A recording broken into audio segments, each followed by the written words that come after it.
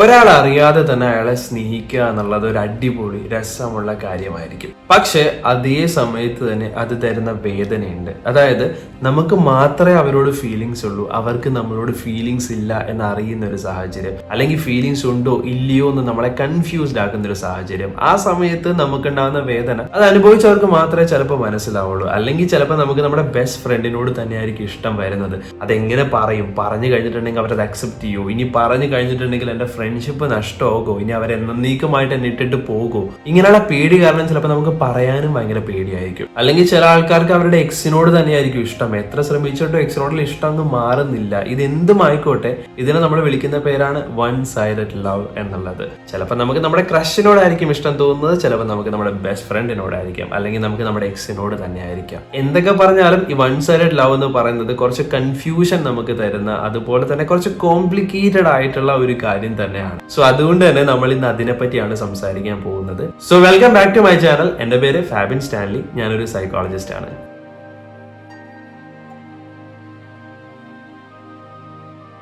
ഈ one sided love എന്ന് പറയുന്നത് നമ്മുടെ ലൈഫിനെ പോസിറ്റീവായിട്ടും നെഗറ്റീവായിട്ടും എഫക്ട് ചെയ്യും. ഞാൻ നേരത്തെ പറഞ്ഞില്ലേ, കൺഫ്യൂഷൻ തരുന്ന ഒരു കാര്യമാണെന്ന്.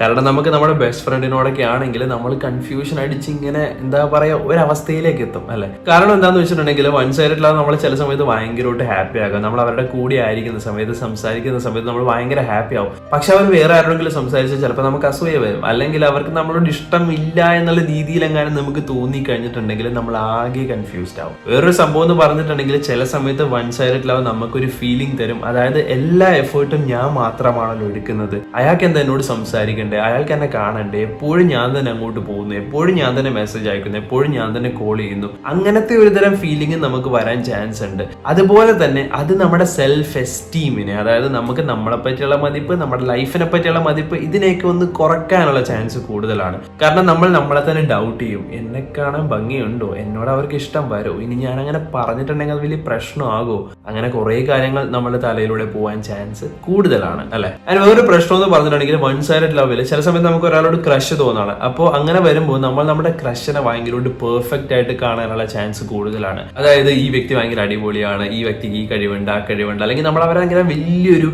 എന്താ പറയുക നല്ല പെർഫെക്റ്റ് ആയിട്ട് കാണാനുള്ള ചാൻസ് വളരെ കൂടുതലാണ്. ആൻഡ് നമ്മൾ ആക്ച്വലി നമ്മൾ അറിയാതെ തന്നെ കൂടുതൽ സ്നേഹിക്കാൻ ചാൻസ് കൂടുതലും ആ ഒരു ഐഡിയലൈസ്ഡ് വേർഷനെ ആയിരിക്കും.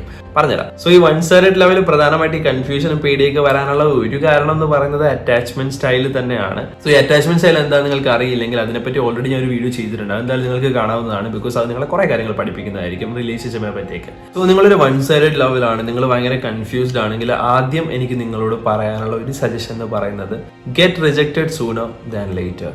അതായത് നിങ്ങൾക്ക് ഒരാൾ ഇഷ്ടമാണ്, നിങ്ങൾ ഭയങ്കര കൺഫ്യൂസ്ഡ് ആവുന്നുണ്ട്, നിങ്ങളുടെ ലൈഫിനെ അത് നെഗറ്റീവായിട്ട് എഫക്ട് ചെയ്യുന്നുണ്ടെങ്കിൽ അവരോട് നേരിട്ട് പറയുക, ധൈര്യം സംഭരിച്ച് അവരോട് നേരിട്ട് പറയുക എന്നുള്ളതാണ് ഉറപ്പായിട്ടും. കാരണം എന്താണെന്ന് അറിയോ, നമ്മൾ പറയാണ്ടിരിക്കും തോറും അത് നമ്മളെ കുറെ നെഗറ്റീവായിട്ട് എഫക്ട് ചെയ്യും. ആൻഡ് നമ്മുടെ ലൈഫിനെ അത് കുറെ പുറകോട്ട് വലിച്ചുകൊണ്ടിരിക്കും.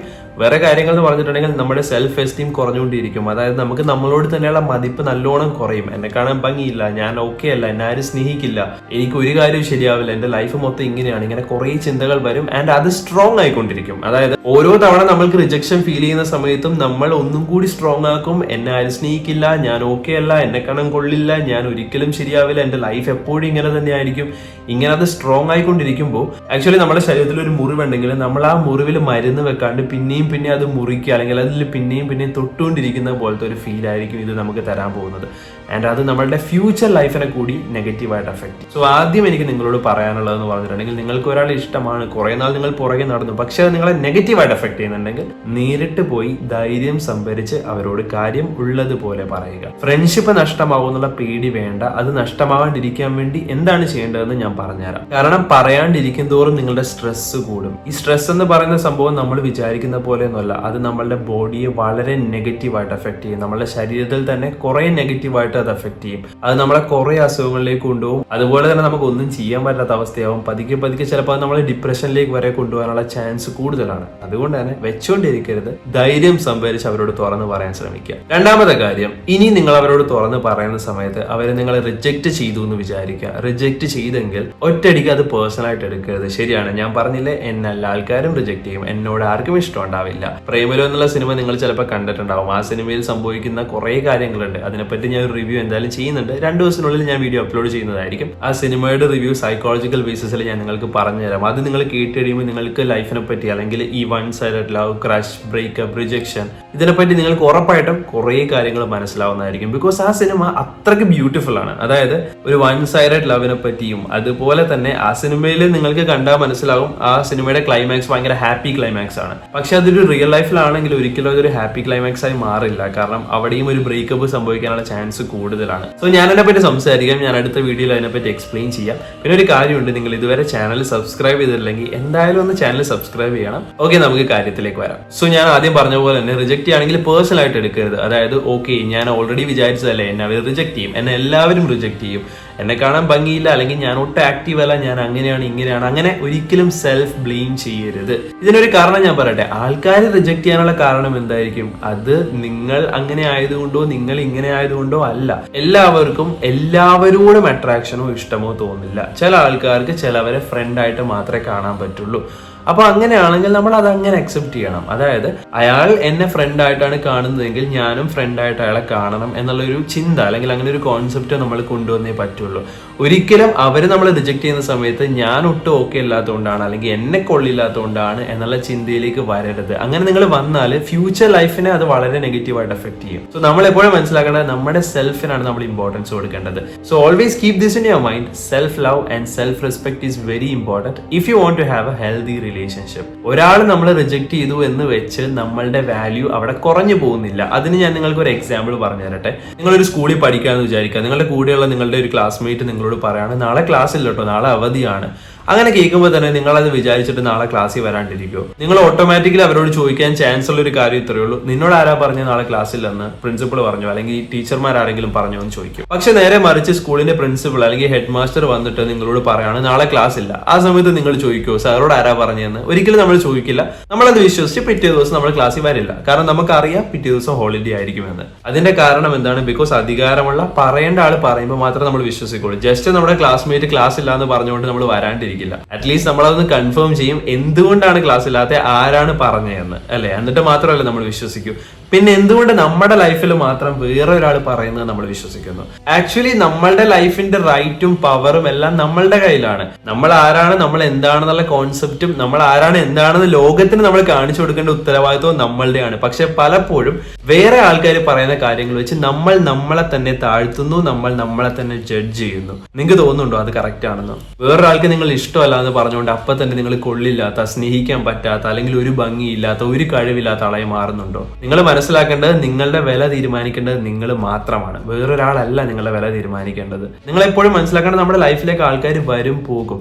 പക്ഷെ വന്നു പോകുന്ന ആൾക്കാർ പറയുന്ന കാര്യങ്ങൾ നിങ്ങൾ സീരിയസ് ആയിട്ട് പേഴ്സണലായിട്ട് എടുക്കുകയാണെങ്കിൽ നമ്മൾ എവിടെയും വളരാതെ നമ്മൾ അവിടെ തന്നെ ഇരിക്കും. അതുകൊണ്ട് തന്നെ മനസ്സിലാക്കുക, നിങ്ങൾ ആരാണ്, നിങ്ങൾ എന്താണെന്ന് തീരുമാനിക്കേണ്ടത് നിങ്ങൾ മാത്രമാണ്. നിങ്ങളുടെ ലൈഫിന്റെ വില തീരുമാനിക്കേണ്ടത് നിങ്ങളാണ്, ഒരിക്കലും വേറൊരാളല്ല. അയാൾക്ക് ഇഷ്ടമല്ല എന്ന് പറഞ്ഞിട്ടുണ്ടെങ്കിൽ അത് അയാളുടെ പേഴ്സണൽ കാര്യമാണ്. എല്ലാവർക്കും എല്ലാവരോടും അട്രാക്ഷൻ തോന്നില്ല എന്നുള്ളത് സത്യസന്ധമായ ഒരു കാര്യമാണ്. ആൻഡ് അങ്ങനെ തന്നെ ആയിരിക്കണം. ബിക്കോസ് നിങ്ങൾക്ക് അവരോട് ഇഷ്ടമുണ്ടെന്ന് പറഞ്ഞാൽ അവർ നിങ്ങളോട് ഇഷ്ടം പറയുകയാണെങ്കിലും കുറച്ച് നാൾ കഴിയുമ്പോൾ നിങ്ങൾ ബ്രേക്കപ്പ് ആവും. ആൻഡ് ആ സമയത്ത് ഉണ്ടാവുന്ന വേദന ഇതിനേക്കാൾ വലുതായിരിക്കും. ആ സമയത്ത് പിന്നെയും നിങ്ങൾക്ക് സെൽഫ് കോൺഫിഡൻസും സെൽഫ് എസ്റ്റീമും വളരെ കുറയും. അതിലും നല്ലത് ഒരാൾ ഇഷ്ടമല്ല എന്ന് പറഞ്ഞാൽ, അതായത് നോ പറയുമ്പോൾ നോ ആയിട്ട് എടുക്കാൻ നമ്മൾ പഠിച്ചേ പറ്റൂ. സോ ഇനി നിങ്ങൾ മനസ്സിലാക്കേണ്ടത്, നിങ്ങൾക്ക് നിങ്ങളുടെ ബെസ്റ്റ് ഫ്രണ്ടിനോടാണ് ഇഷ്ടം, നിങ്ങളത് തുറന്ന് പറഞ്ഞു, അവർ റിജക്ട് ചെയ്തു, ഉറപ്പായിട്ടും നിങ്ങൾക്ക് അവരെ ഫേസ് ചെയ്യാനുള്ള ബുദ്ധിമുട്ടുണ്ടാവും. അതുപോലെ തന്നെ ആ ഒരു പഴയ ഫ്രണ്ട്ഷിപ്പിനെ അഫക്ട് ചെയ്യാനുള്ള ചാൻസ് കൂടുതലാണ്. സോ ഇനി അത് അഫക്ട് ചെയ്യാണ്ടിരിക്കാൻ വേറൊരു വഴി എന്ന് പറഞ്ഞിട്ടുണ്ടെങ്കിൽ നിങ്ങൾ ആദ്യം തന്നെ അവരോട് പറയാം, എനിക്ക് നിന്നോട് ഒരു ഇഷ്ടം തോന്നി, അതുകൊണ്ട് ഞാൻ നിന്നോട് ഇഷ്ടം പറഞ്ഞു, നിനക്ക് എന്നോട് ഇഷ്ടമല്ല എന്ന് അറിഞ്ഞു, ഓക്കെ ഫൈൻ,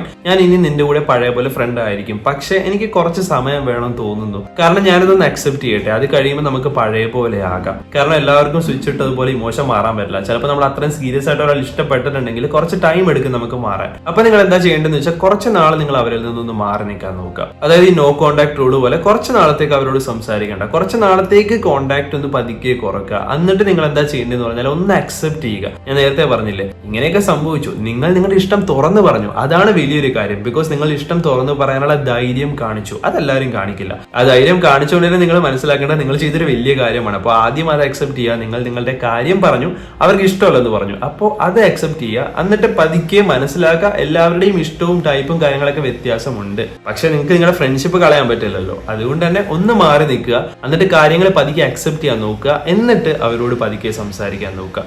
അല്ലെങ്കിൽ എന്താ പറ്റുമെന്ന് പറഞ്ഞാൽ ഞാൻ നേരത്തെ പറഞ്ഞ പോലെ തന്നെ നമ്മളുടെ ചിന്തയിൽ ഇതിങ്ങനെ കിടക്കും, നമ്മൾ അവരോട് സംസാരിക്കുമ്പോൾ അത് എഫക്ട് ചെയ്യും, പിന്നെ അവർ കാണിക്കുന്നതെല്ലാം നമുക്ക് റിജക്ഷൻ ആയിട്ട് തോന്നാനും തുടങ്ങും. സോ ജസ്റ്റ് അതൊന്ന് അക്സെപ്റ്റ് ചെയ്യുക, പറ്റുമെങ്കിൽ വേറെ ഫ്രണ്ട്സിനോടൊക്കെ സംസാരിക്കുക, അപ്പോൾ നിങ്ങൾ പതുക്കെ പതുക്കെ ഓക്കെ ആകും. പിന്നെ ആ ഒരു സമയത്ത് നിങ്ങൾ ഏറ്റവും കൂടുതൽ ഇമ്പോർട്ടൻസ് കൊടുക്കേണ്ടത് ഞാൻ പറഞ്ഞില്ലേ നിങ്ങളുടെ കാര്യത്തിലാണ്. നിങ്ങൾ നിങ്ങളുടെ സെൽഫ് കെയർ, നിങ്ങളുടെ സെൽഫ് ലവ്, സെൽഫ് റെസ്പെക്ട് ഇതെങ്ങനെയെല്ലാം കൂട്ടാൻ പറ്റുമെന്ന് നിങ്ങൾ ട്രൈ ചെയ്യുക. ഈ സെൽഫ് ലവ്, സെൽഫ് കെയർ ഒക്കെ എങ്ങനെ ചെയ്യണം, അതെങ്ങനെ കൂട്ടണം എന്നുള്ളതിനെ പറ്റി ഞാൻ വേറൊരു ദിവസം നിങ്ങളോട് സംസാരിക്കുന്നതായിരിക്കും. ഇപ്പൊ ഞാൻ സംസാരിച്ചിട്ടുണ്ടെങ്കിൽ വീഡിയോ നീണ്ടുപോകും, അതുകൊണ്ടാണ്. ജസ്റ്റ് മനസ്സിലാക്കുക, ഏറ്റവും കൂടുതൽ ഇമ്പോർട്ടൻസ് കൊടുക്കേണ്ടത് നിങ്ങളാണ്. ഞാൻ നേരത്തെ പറഞ്ഞില്ല പ്രിൻസിപ്പളിന്റെ കഥ, അതുപോലെ. സോ നിങ്ങൾ കുറച്ചൊരു ഗ്യാപ്പ് എടുത്ത് കാര്യങ്ങൾ അക്സെപ്റ്റ് ചെയ്യുകയാണെങ്കിൽ ഉറപ്പായിട്ടും നിങ്ങളുടെ ആ ഒരു മാറ്റം വരും, നിങ്ങൾക്ക് ആ പഴയൊരു ഫ്രണ്ട്ഷിപ്പ് കൊണ്ടുവരാൻ പറ്റും. പക്ഷെ എത്ര ശ്രമിച്ചിട്ട് നിങ്ങൾക്ക് മാറാൻ പറ്റുന്നില്ല, നിങ്ങളുടെ വിഷമം മാറുന്നില്ല, നിങ്ങൾ ഭയങ്കരമായിട്ട് നിങ്ങളെ കുറ്റപ്പെടുത്തുന്നു, അങ്ങനെ ഒരു അവസ്ഥയുണ്ടെങ്കിൽ നിങ്ങൾ ഉറപ്പായിട്ടും ഒരു സൈക്കോളജിസ്റ്റിനെ കാണണം. നിങ്ങൾ മനസ്സിലാക്കേണ്ടത് സൈക്കോളജിസ്റ്റിനെ കാണുക എന്ന് പറയുന്നത് പണ്ടത്തെ പോലെ ആൾക്കാർ ഈ സൈക്കോളജിസ്റ്റിനെ കാണാന്നൊക്കെ പറയുമ്പോൾ നമുക്കെന്തോ വലിയ മാനസിക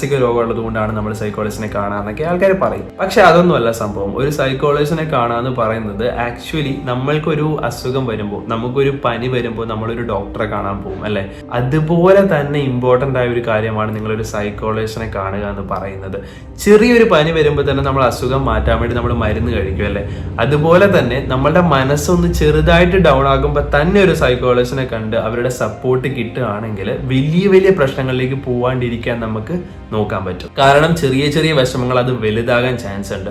വലുതായി കഴിയുമ്പോൾ നമ്മൾ നമ്മളെ സെൽഫ് ബ്ലെയിം ചെയ്യാൻ ചാൻസ് കൂടുതലാണ്. അത് കുറ്റബോധത്തിലേക്ക് വരും. ഈ കുറ്റബോധമാണ് ഡിപ്രഷന്റെ സിംറ്റം. സോ മനസ്സിലാക്കുക, ഡിപ്രഷൻ എന്ന് പറയുന്നത് അത്ര ഈസി ആയിട്ടുള്ള ഒരു കാര്യമല്ല. അതുകൊണ്ട് തന്നെ ഒരു പ്രശ്നം ചെറുതായിക്കോട്ടെ അത് വലുതായിക്കോട്ടെ നിങ്ങൾക്ക് പറ്റുമെങ്കിൽ ഒരു സൈക്കോളജിസ്റ്റിനെ കാണുക. അതാവുമ്പോൾ അവർ നിങ്ങളെ കുറെ ഹെൽപ്പ് ചെയ്യും. ഇപ്പോൾ ജസ്റ്റ് നമ്മളൊരു ഫ്രണ്ടിനോട് പറയുന്നത് പോലെ അല്ല. ഒരു ഫ്രണ്ടിനോട് പറയുമ്പോൾ കൂടുതൽ അതൊരു ജഡ്ജ്മെന്റ് ആവാനുള്ള ചാൻസ് കൂടുതലാണ്. കാരണം അവർ നിങ്ങൾ അറിയാം, ആൻഡ് അവർക്ക് എന്താണോ വേണ്ടത് ചിലപ്പോൾ അതുകൂടി വെച്ചായിരിക്കും അവർ പറയുന്നത്. ചിലപ്പോൾ അവർ നിങ്ങളോട് പറയും ജസ്റ്റ് വിട്ടേക്ക്, അതൊരു വൺ സൈഡ് ലവ് അല്ലേ, അത് ഇങ്ങനെ ആയിക്കോട്ടെ, അത് അങ്ങനെ ആയിക്കോട്ടെ എന്നൊക്കെ ജസ്റ്റ് അവർ പറയാനുള്ള ചാൻസ് കൂടുതലാണ്. പക്ഷെ നിങ്ങളൊരു സൈക്കോളജിസ്റ്റിനെ കാണുകയാണെങ്കിൽ അവർ കാര്യങ്ങൾ മനസ്സിലാക്കി നിങ്ങൾക്ക് വേണ്ട രീതിയിൽ നിങ്ങളെ ഹെൽപ്പ് ചെയ്യുന്നതായിരിക്കും. സോ എന്തായാലും നിങ്ങൾക്ക് കാര്യങ്ങൾ മനസ്സിലായെന്ന് വിശ്വസിക്കുന്നു. നിങ്ങളുടെ അഭിപ്രായവും കാര്യങ്ങളെല്ലാം നിങ്ങൾ എന്തായാലും കമന്റ് ചെയ്യണം, മറക്കരുത്. ഞാൻ പരമാവധി എല്ലാ കമന്റുകളും വായിക്കാൻ ശ്രമിക്കുന്നുണ്ട്. പിന്നെ ചാനൽ സബ്സ്ക്രൈബ് ചെയ്തിട്ടില്ലെങ്കിൽ ഒന്ന് ചാനൽ സബ്സ്ക്രൈബ് ചെയ്തിട്ട് പോവുക. അടുത്ത വീഡിയോയിൽ കാണുന്നത് വരെ bye, thank you so much.